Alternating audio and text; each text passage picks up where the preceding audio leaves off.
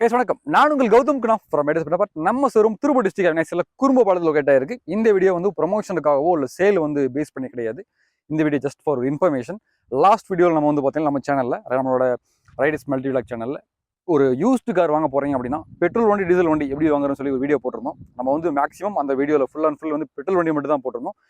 So அந்த வகையில் இந்த வாரம் வந்து பார்த்தீங்கன்னாக்கும் நீங்கள் ஒரு யூஸ்டு கார் இல்லை டீசல் வண்டி வாங்க போகிறீங்க அப்படின்னா அந்த வண்டியை மேனுவலாக, அதாவது ஒரு மெக்கானிக்கல் எக்ஸ்பீரியன்ஸ் இருக்குது அப்படின்னா நீங்கள் தாராளமாக எடுக்கலாம். இல்லை மெக்கானிக் கூட்டு போய் எடுக்கணும்னு எடுக்கலாம். இல்லை நீங்களே வந்து ஓனாக எடுக்க போகிறீங்க அப்படின்னா மேஜராக ஒரு சில விஷயங்கள்லாம் ரொம்ப இம்பார்ட்டண்டான விஷயங்கள்லாம் இருக்குது. அதை அப்படி நீங்கள் ஃபைண்ட் அவுட் பண்ணி எப்படி ஒரு தரமான ஒரு டீசல் வண்டி எடுக்கிறது, அதே மாதிரி செலவே இல்லாமல் எப்படி டீசல் வண்டி எடுக்கிறது அப்படின்னு பற்றி இந்த வீடியோ ஃபுல்லாக பார்க்கலாம். அதுக்கு முன்னாடி நீங்கள் நம்ம சேனலுக்கு புதுசாக மறக்காமல் சப்ஸ்கிரைப் பண்ணி வீடியோஸ் பாருங்கள். அப்போ தான் நம்ம அடுத்தடுத்து போடக்கூடிய வீடியோஸ் எல்லாமே வந்து ஒரு இன்ஃபர்மேட்டிவ் தான் நம்ம எப்பயுமே கொடுத்துட்ருக்கோம். எல்லா வீடியோமே உங்கள் நோட்டிஃபிகேஷன் வந்து சேரும். ஸோ வாங்க வீடியோக்குள்ளே போகலாம்.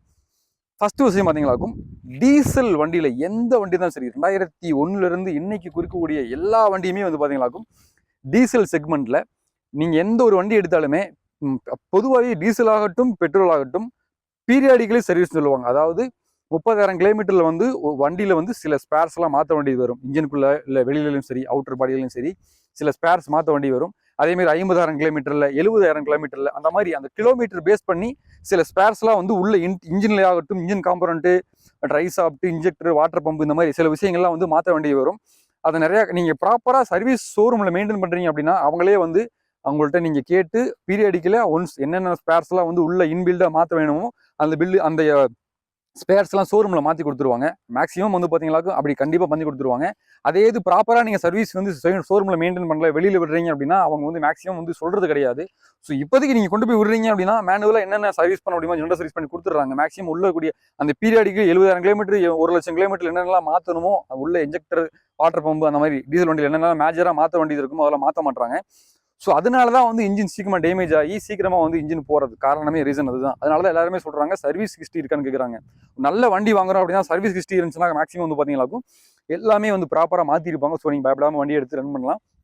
ஸோ தைரியமாக நீங்கள் எடுக்கலாம் சர்வீஸ் ஹிஸ்ட்ரி இருந்தால்.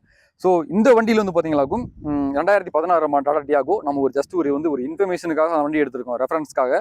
பர்டிகுலர் அந்த வண்டி நம்ம எடுத்ததுக்கு பர்டிகுலர் அந்த வண்டி எடுக்கலாம். நம்ம ஜஸ்ட் டீசல் வண்டி நம்ம ஷோரூம் வண்டி இப்போ இருந்துச்சு, நான் போய் எடுத்து ஒரு டெமோ காமிச்சிட்டு இருக்கேன், ஜஸ்ட் ஒரு வீடியோ.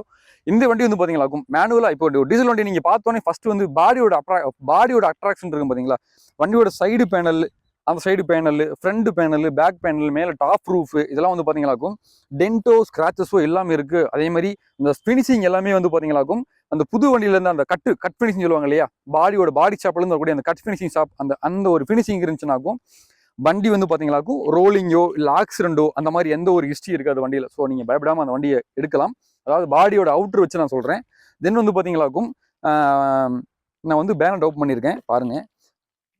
ஃபஸ்ட்டு விஷயம் நீங்கள் அதை பார்க்குறீங்க. அதாவது நான் சொல்கிறது நீங்கள் கண்ணில் பார்த்துட்டு அந்த ப்ரிஃபரன்ஸ் நீங்கள் கண்ணில் பார்த்ததுக்கு அப்புறம் இருக்கக்கூடிய விஷயங்கள் நான் சொல்லிட்டு இருக்கேன், சரிங்களா. ஸோ அதை பேஸ் பண்ணி நம்ம ஃபஸ்ட்டு பார்க்குறோம். ஃபஸ்ட்டு வந்து பாடியோட அவுட்லுக்கு பார்த்துட்டோம். ரெண்டாவது வந்து பார்த்தீங்களாக்கும் இங்கே இருக்கக்கூடிய பீஸ் இருக்கு இல்லையா, ஃப்ரண்ட் சேஸு, அதேமாரி வந்து பார்த்தீங்களாக்கும் இன்ஜின் தாங்கக்கூடிய வந்து அந்த பெட்டு எல்லாமே வந்து பார்த்தீங்களாக்கும் ரீப்ளேஸ்மெண்ட் இருக்கான்னு பாருங்கள். அதே மாதிரி இந்த இடத்துல ஒரிஜினல் பேஸ்ட் இருக்கான்னு சொல்லி செக் பண்ணிக்கோங்க. இந்த இடத்துல ஒரிஜினல் பேஸ்ட் இருக்கா, வண்டியில் ஏதாவது சேஸில் அடிபட்டு இருக்கா, ஃப்ரண்ட் சேஸ் அடி வாங்கியிருக்கா, இல்லை வேலை பார்த்துருக்காங்களா. ஸோ வந்து இதெல்லாம் வந்து நம்ம ஈஸியாக வந்து ஃபைண்ட் அவுட் பண்ண முடியும். நீங்கள் வந்து இதுக்கு ஒரு மெக்கானிக் தான் கூட்டு வரணும் அவசியம் கிடையாது. ஸோ இந்த மாதிரி விஷயங்களை பார்க்கலாம். மூணாவதாக வந்து நம்ம பார்க்கக்கூடியது பார்த்தீங்கன்னா இன்ஜின். ஒரு டீசல் இன்ஜினில் நல்ல இன்ஜின் எப்படி வாங்குறது அப்படின்னு கேட்டீங்களாக்கும், பொதுவாகவே டீசல் வண்டியில் பிளாக் ஸ்மோக்ன்றது நீங்கள் ஒரு 50,000 கிலோமீட்டர் தாண்டிட்டாலே கண்டிப்பாக பிளாக் ஸ்மோக் வரும். ஏன்னா இன்ஜெக்டர் இருக்கிறனால நம்ம ஸ்பார்க் பிளக்ல வந்து உங்களுக்கு அது ஸ்மோக் அவ்வளோ ஹெவியாக வர வாய்ப்பு இல்லை. ஆனால் இன்ஜெக்டர் பேஸ்ட் டீசல் வண்டியில் கண்டிப்பாக பிளாக் ஸ்மோக் வரும். ஆனால் ரொம்ப ஹெவியாக வருது அப்படின்னா அது கண்டிப்பாக ஃபர்ஸ்ட் ரீசன் பார்த்தீங்கன்னாக்கும் இன்ஜெக்டர் வந்து போயிருக்கும் தான். இன்ஜெக்டர் போனால் மட்டும்தான் உங்களுக்கு 3 இன்ஜெக்டர் இருக்கலாம், 4 இன்ஜெக்டர் இருக்கலாம், ஏதோ ஒரு இன்ஜெக்டர் வந்து அடி வாங்கிருச்சு போயிருச்சு அப்படின்னா கண்டிப்பாக உங்களுக்கு பிளாக் ஸ்மோக் ரொம்ப ஹெவியாக தள்ளும். அதே மாதிரி வந்து பிஸ்டன் ரிங்ஸுமே வந்து தேய்மானமாகி நீங்கள் வந்து கூலண்ட் ஆயில் இல்லாமல் ஓட்டி ரொம்ப இது பண்ணிங்களாக்க ஆட்டோமேட்டிக்காக வந்து கூலண்ட் ஆயில் உள்ள இன்ஜினில் மிக்ஸ் ஆகிறப்போ ஒயிட் ஸ்மோக் வர சான்சஸ் இருக்குது.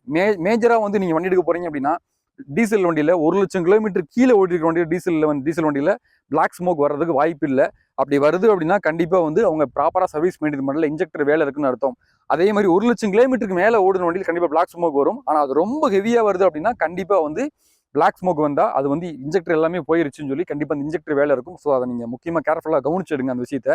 அதே மாதிரி நீங்கள் ஆயில் கேஜை கலட்டி மேலே தூக்குறீங்க, ஆயில் கேஜ் எடுக்கிறீங்க அப்படின்னா அதுலேருந்து லைட்டாக துளி துளியாக பிளாக் ஆயில் வந்து வெளியில் தெரிச்சுக்கிட்டு இருக்கு அப்படின்னா கண்டிப்பாக இன்ஜெக்டர் வந்து உங்களுக்கு அந்த பிஸ்டன் ரிங்ஸ்லாம் தேய்மானமாகி உள்ள ஆயில் வந்துட்டு இருக்கு. கூடவே வந்து வேப்பர் மாதிரி வருது, ஆயில் வந்து வேப்பராகி வந்துட்டு இருக்கு அப்படின்னா கண்டிப்பாக வந்து பார்த்தீங்களா உள்ள ரீகம்ப்ரஷன் ஆகுதுன்னு அர்த்தம். ஸோ அந்த வண்டி தயவு செஞ்சு எடுக்காதீங்க. ஏன்னா அது நிறைய வேலைகள் வந்துடும். டீசல் வண்டியிலலாம் வந்து பெட்ரோல் வண்டி இன்ஜினை பிரித்து 800 ஆல்டோ அந்த மாதிரி சின்ன வண்டி வேலை பார்க்கறதுக்கு 20,000 கிட்ட வந்துருது. டீசல் வண்டியிலாம் 40,000 50,000 வரைக்கும் சாலிடாக, நான் சொல்றது ரொம்ப கம்மி அமௌண்ட் சொல்கிறேன் நான். ஸோ 40,000 50,000 வரைக்கும் வந்துடும். ஸோ ரொம்ப கவனமாக எடுங்க. எந்த டீசல் வண்டி எந்த சுருமை எடுத்தாலுமே சரி, உங்களுக்கு ரீகம்ப்ரஷன் ஆகுது அப்படின்னா கண்டிப்பாக அந்த வண்டி விட்டுருங்க. நீங்கள் அவங்க ரெடி பண்ணி கொடுக்குறேன்னு சொன்னாலுமே வந்து மேக்ஸிமம் வந்து நீங்கள் அது உங்களோட ஒப்பீனியன் தான், அது நீங்கள் எப்படின்னு பார்த்துக்குங்க. என்னோட ஒப்பீனியன் மேக்ஸிமம் நான் எடுக்க சொல்ல மாட்டேன். ஏன்னா அது வந்து இன்ஜின் ஒரு டைம் பிரித்து வேலை பார்த்துட்டாலே, அதே மாதிரி வந்து ஒரு 1.5 லட்சம் கிலோமீட்டர் டீசல் வண்டி ஓட்டிட்டீங்க அப்படின்னா கண்டிப்பாக வந்து நீங்கள் வந்து வாட்டர் பம்பு இன்ஜெக்டர் எல்லாமே வந்து ப்ராப்பராக நீங்கள் சர்வீஸ் பண்ணிக்கிறணும். ஸோ வந்து நீங்கள் மூணாவது பார்க்க வேண்டிய விஷயம் பார்த்தீங்களாக்கும் ஆயில் வந்து வெளியில் வருதா அப்படின்னு சொல்லி நீங்கள் பார்க்கணும். அது வந்து ரீகம்ப்ரஷன் ஆகக்கூடாது. ரீகம்ப்ரஷன் ஆகலை அப்படின்னா தாராளமாக அந்த வண்டியை நீங்கள் எடுத்து ஓட்டலாம். ஸோ அதில் எந்த பிரச்சனையும் கிடையாது. அதே மாதிரி டீசல் ஒயிட் ஸ்மோக் வருது. ஒயிட் ஸ்மோக் ஃபஸ்ட்டு என்ன ரீசனால் வருதுன்னு ஃபஸ்ட் தெரிஞ்சுக்கேன். பிளாக் ஸ்மோக் வர்றதுக்கு இன்ஜெக்டர் தான் காரணம். ஒயிட் ஸ்மோக் வர்றது காரணம் கேட்டிங்களாக்கும் கூலண்ட் ஆயில் இன்ஜினுக்குள்ளே மிக்ஸ் ஆகிறப்ப அதுலேருந்து தான் ஒயிட் ஸ்மோக் வருது. ஸோ வந்து உள்ளே வந்து கூலண்ட் ஆயில் இல்லாமல் ஓட்டி கேஸ்கெட் பர்ன் ஆகி, ஸோ உங்களை இன்ஜின் ஆயிலுக்குள்ளே வந்து பார்த்தீங்களாக்கும் கூலண்ட் ஆயில் உள்ள மிக்ஸ் ஆகிறப்ப தான் ஒயிட் ஸ்மோக் வருது. அதேமாரி அந்த ப்ளூ ஸ்மோக் வருது பார்த்தீங்களா. இப்போ நீங்கள் வந்து ஸ்மோக்கே வந்து பார்த்தீங்கன்னா ப்ளூ கலராக வரும். அது ஏன் வருதுன்னு பார்த்தீங்களாக்கும் கம்பஸ்டன் சரியாக ஆகலை, ஏதோ ஒரு பிஸ்டன் வந்து ஏதோ அடி வாங்குது, இல்லைனா வந்து இன்ஜெக்டர் அடி வாங்குறது அப்படின்னா மட்டும் தான் உங்களுக்கு அந்த மாதிரி ப்ளூ ஃப்ளேம் வரும் உங்களுக்கு. ஸோ இதுதான் ஒரு மேஜராக நீங்கள் பார்க்க வேண்டிய விஷயம். டீசல் வண்டியில் முக்கியமாக பார்க்க வேண்டியது பிளாக் ஸ்மோக் வரும். கண்டிப்பாக டீசல் வண்டி பிளாக் ஸ்மோக் வரும். ரொம்ப ஹெவியாக வந்தால் கண்டிப்பாக இன்ஜெக்டர் போயிருக்கு. ஸோ அந்த இன்ஜெக்டருக்கான செலவு என்ன வரும்னு சொல்லி பார்த்துக்கங்க. ஒவ்வொரு இன்ஜெக்டருமே வந்து பார்த்தீங்கன்னா 6,000 ரூபா, 8,000 ரூபா, 12,000 ரூபா, 20,000 வரைக்குமே இன்ஜெக்டர் இருக்குது. அதேமாதிரி பெரிய ஹைரன் மாடல்லாம் பண்ணலாம் இன்ஜெக்டர் வந்து ரொம்ப காஸ்ட்லியாக இருக்கும். ஸோ 4 இன்ஜெக்டர்ன்றப்போ உங்களுக்கு அதுவே அதிகமாக வந்துடும். ஸோ இன்ஜெக்டர் விஷயமா இருக்குது அப்படின்னா தயவு செஞ்சு அதை ஃபைண்ட் பண்ணி தெளிவாக பார்த்து எடுத்துகிட்டு போய்க்கிங்க. பிளாக் ஸ்மோக் ரொம்ப ஹெவியாக வந்தாலும் கண்டிப்பாக இன்ஜெக்டர் வேலை இருக்குன்னு அர்த்தம். அதேமாதிரி நார்மலாகவே வந்து உங்களுக்கு வரும். அதேமாதிரி இதில் ஆயில் கேஜில் ஆயில் வருது அப்படி தான் பிரச்சனை. அதேமாதிரி நீங்கள் வந்து பார்த்தீங்கன்னாக்கும் கீழே நீங்கள் அண்டர் சேஸ் செக் பண்ணுறீங்க அப்படின்னா அண்டர் சேஸில் வந்து பார்த்தீங்கன்னா வெல்டோ இல்லைனா வந்து டென்டோ அப்படி இருந்தால் கொஞ்சம் யோசித்துடுங்க. அதே மாதிரி மேக்ஸிமம் சென்னை வண்டியில் வந்து இந்த பொரிச்சல் விடுன்றாங்க அந்த சால்ட்டு ஏர்னால, அதாவது காற்றுல வந்து சால்ட் கண்டென்ட் அதிகமாக இருக்கிறனால உங்களுக்கு பொரிச்சல் விடுன்றாங்க. மேபி அது உண்மையாக பொய்யான என்னாலுமே என்ன ஃபைண்ட் பண்ண முடியல. லோக்கல் கோயம்புத்தூர் நம்பரே வந்து நிறைய வண்டி பொரிச்சல் ஆகி பார்த்துருக்கோம். மேக்ஸிமம் உப்பு தண்ணியில் வாட்டர் வாஷ் பண்ணிட்டு கொண்டு போய் வண்டி அப்படி நிழல நிப்பாட்டி விட்டுறாங்க. அதனாலே வந்து ரஸ்ட் ஆகிற சான்சஸ் இருக்குது. எப்பயுமே வாட்டர் வாஷ் பண்ணி முடிச்சதுக்கப்புறம் நீங்கள் வெயிலில் நிப்பாட்டிட்டீங்க அப்படின்னா அந்த தண்ணி கண்டென்ட் எல்லாமே வந்து வேப்பர் ஆயிரும். ஸோ அதுக்கப்புறம் உங்களுக்கு கரோஷன், அதாவது உங்களுக்கு துருப்பிடிக்கிறதுக்கு வாய்ப்பே கிடையாது. மேக்ஸிமம் நல்ல வண்டியை கழுவுங்க.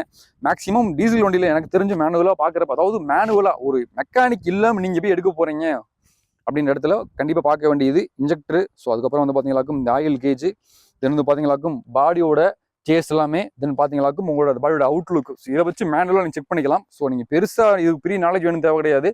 ஸோ இந்த டிப்ஸ் உங்களுக்கு பெரிய யூஸ்ஃபுல்லாக இருக்குன்னு நினைக்கிறேன். அடுத்த வாரம் வேறு ஏதாவது ஒரு நல்ல ஒரு கண்டென்ட்டோடு நான் உங்களை சந்திக்கிறேன். ஸோ ரொம்பவே நன்றி. நான் உங்கள் கௌதம் குணம். தேங்க்யூ.